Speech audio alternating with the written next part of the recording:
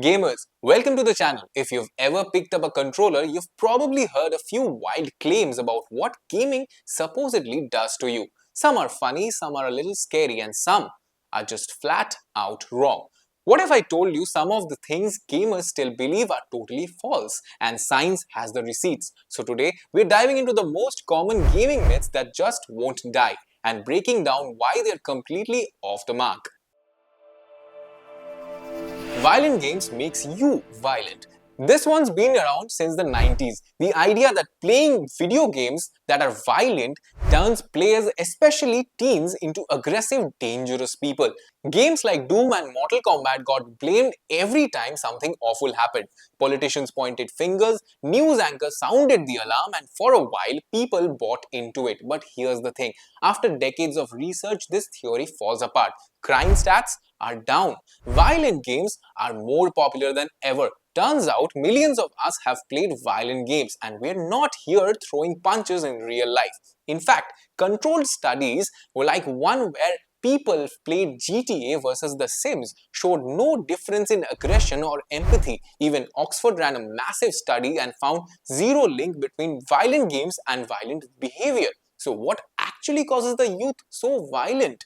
Things like mental health, home environment and trauma, not video games. And experts agree, blaming games doesn't miss the point, it distracts from the real solutions. Video games are addictive, like drugs. We've all heard the comparisons that games are digital heroin. You get hooked after one round of Fortnite, and so on. Some media even claim that these kind of games hijack your brain from the same way cocaine does. Sounds dramatic, right? Well, that's because it is. While some people do struggle with unhealthy gaming habits, the idea that all games are addictive like hard drugs, that's not true. Yes, gaming triggers dopamine, but so does eating a good burger or laughing at a good joke. The dopamine spike from gaming is around 75% above normal. For cocaine, it's 350%. And for meth, it's over 1000%. So yeah, not exactly the same league. Most people game in moderation, and in cases where someone does lose balance, studies show the real root is actually something deeper, like anxiety, depression, and other mental health struggles. The game isn't the addiction, it's the escape. Experts are also split on whether gaming addiction should even be called that. Many think the term overhypes the issue and risks labeling healthy players as addicts, especially when over 2 billion people play games and only a tiny fraction ever develop problematic habits. Gamers are antisocial basement dwellers. You know the image. Someone locked in a dark room surrounded by pizza boxes, no social life in the sight. For years, people assumed gamers were loners who couldn't connect with others, but the stereotype, it's totally wrong and out of date. The truth is, gaming today is one of the most social things people do. Whether it's teaming up in Warzone, grinding raids in Destiny, or just hanging out on Discord, most gamers are constantly chatting, coordinating, and building real friendships. Studies show over 80% of teen gamers play with friends regularly, online or in person. Even single-player games spark social conversations through fan communities, streams, and Reddit threads. And for a lot of people who are shy or neurodivergent, games actually help build social confidence in a space that feels safe. So no, gaming doesn't turn people into antisocial. In a lot of cases, it does exactly the opposite. Video games aren't just for kids. This one's been around forever. The idea that gaming is something you're supposed to grow out of. Like once you hit adulthood, controllers should magically turn into tax forms. But here's the reality. The average gamer today is 36 years old. Not 12, not 16, 36. Gaming isn't just for kids anymore. It hasn't been for a long time. In fact, over 65% of US adults play video games, and nearly a third of all these gamers are over 50. People who grew up with NES and PS1, they never stopped playing. And it's not like they're all playing cartoon performers either. Games today cover everything from deep political RPGs to ultra realistic simulators.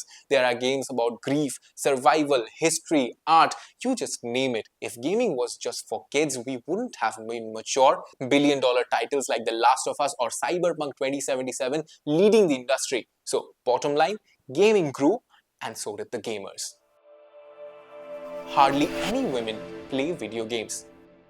Gaming's a guy thing. You've probably heard that. Maybe even seen people act surprised when they find out that someone's a girl who's gaming. But here's the thing, that idea? Completely outdated. According to the latest stats, 46% of gamers are women. That's almost half of the player base. And no, it's not just about casual mobile games. Women are raiding in MMOs, grinding in shooters, and competing in esports like the modding RPGs, just like everyone else. The problem isn't that women don't play, it's that gaming culture made them less visible. A lot of women hide their identities online to avoid harassment, but they have always been here, and now more than ever they're showing up proudly. The human eye can't see more than 30 FPS. This one's been thrown around forever, usually in debates between consoles and PC players. The claim? There's no point in 60, 120 or 144 FPS because the human eye can't see beyond 30. Yeah, no, that doesn't work that way. That's not how human vision works at all. Your eyes don't see the frames, they take in continuous stream for information. And studies show that people can perceive differences in motion smoothness well beyond 30 FPS, even up to 120 FPS and higher, especially during fast movements. That's the reason exactly why games feel buttery smooth at 120 or 144 Hz. Your reaction time improves, your aims feel sharper, and it's not just placebo. Even professional players rely on higher frame rates to stay competitive. So yeah, you can absolutely see the difference. The 30 FPS limit myth? Totally nonsense. Video games are a waste of time. This one hits hard, especially for long-time gamers. The idea that playing video game has no value, that is just brain rot, a time sink, something you will regret later. But here's what the data actually says that couldn't be further from the truth. Modern research shows that gaming can improve problem solving, memory, attention, and even decision-making speed. Action games have been linked to better visual processing, while puzzle and strategy games help build cognitive flexibility. And multiplayer games, they improve teamwork, communication, and even leadership skills. And let's not forget how many people use games to stay connected, cope with stress, or even learn new things during lockdown. So no, gaming isn't a waste of time. Like any hobby, it depends on how you engage with it. And for millions of people, it's brought real benefits like mentally, socially, and emotionally. Single player games are dead. You've probably heard it before that nobody plays story games anymore, everybody is going live service, if it doesn't have multiplayer it won't sell. But let's be real, single player games aren't dead, they're just evolving. Games like Elden Ring, God of War, Zelda, Tears of the Kingdom, Spider-Man 2 and Baldur's Gate didn't just survive, they dominated. Massive sales, Game of the Year wins, huge player bases, and guess what? Most of them are single player focused. The truth is, gamers still love immersive solo experiences. Developers know this. That's why studios like Larian, CD Projekt Red and Santa Monica Studios still keeps delivering, and players keep showing up. So yeah, multiplayer is huge, but single player, it's still alive, thriving, and definitely not going anywhere.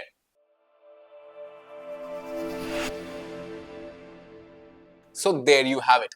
8 gaming myths totally debunked. From fake science to updated stereotypes. It's wild how some of these still stuck around, right? But here's a question for you. What's a gaming myth you used to believe? Or better yet, what's one you think people are still falling for today? Drop in the comments. Let's see which myth still you are trying to bust. And if you got something out of this video, please like, subscribe, and share with your that friend who still believes in some of these myths. We've got more coming soon. See you in the next one.